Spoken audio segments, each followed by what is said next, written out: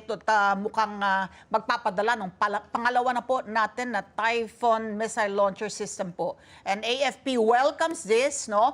And nung nauna, talagang maigting, no, na yung reaksyon ng China at short of asking us na tanggalin itong deployed na Typhoon missile. Na una, dapat aalisin yan, no? Ano lang dapat para sa balikatan exercise lang dapat, di ba? And then they decided, nandito pa rin yung una in an undisclosed location. So, ano ba dapat ang maging reaksyon natin kapag ang China nagre-react dito sa presence ng missile launcher from the US dito sa ating bansa?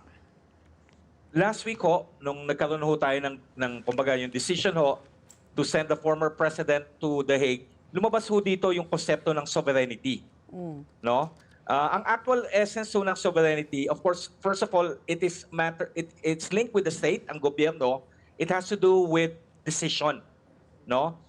Yung decision natin na pabayagan ang Amerika mag-deploy ng Typhoon missile, it's not a derogation of sovereignty, it is an act of sovereignty Kasi it's the state that exercises sovereignty So, in a way, it's an act of sovereignty. And lalo na pagdating sa national security, dahil link yan sa tinatawag nating national survival, that decision should be seen as sacrosanct.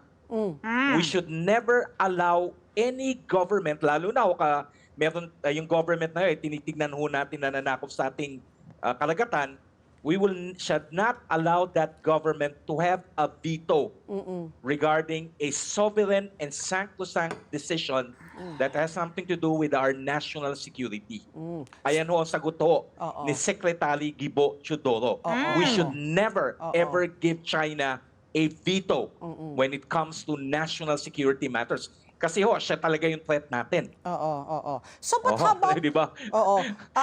On the other hand po, ito po, no, bibisitahin po tayo ng US Defense Secretary, tapos sa Secretary of State rin ng US. At halatang-halata po yung pag-pivot po natin, di ba? Sa panahon ni Duterte, naging very leaning siya, no, towards China. Ngayon po talaga nagpipivot na po tayo papunta ng Amerika dahil nga ang China talaga, kumbaga, yun ang dineklara na po natin na talagang magiging kalaban natin sa pagkupkop, no, ng West Philippine Sea. So, aren't we also to some extent surrendering our sovereignty to the US because nga they're giving us missiles, they're giving us ammunition, they're giving us military aid.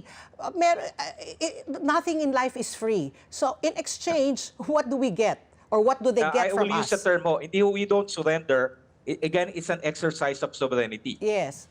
That we are decided that we strengthen our alliance with the United States. Okay. So seeking allies, strengthening your alliance is a sovereign decision. The same way nung panahon ni dating Rodrigo Duterte yung sovereign decision niya, remove tayo sa International Criminal Court. And of course, itrinay niya na i-separate tayo sa Amerika, and of course, sabi niya, tandaan natin to. Noong October 2016, nung nasa Beijing po siya, I'm separating from the United States, I'm moving towards Russia and China. Sovereign decision niya pero ang problema kumbaga, hindi pumayag yung marami nating kababayan.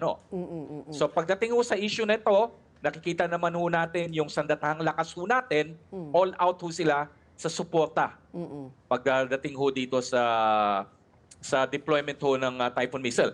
Pero natatandaan natin noong 2016 nung in-announce ni dating President Rodrigo Duterte sa China, pag-landing pa lang niya dito sa airport, sinalubong na siya ni dating Secretary Delpin Lorenzana at of course nung Armed Forces natin. Tinanong, Presidente, ano bang ibig sabihin ng separation? So nakikita natin. Kasi hindi din natin maalis isipin kumbaga, the institution na talagang basis ng stability and support and an institution that is of course extremely patriotic and nationalist and professional is our Armed Forces of the Philippines po. Okay. So nakita naman natin yung posisyon ng sandatahang lakas natin hinggil doon sa mga issue na to. Let's get together. Sunnet 25. Sunnet 25.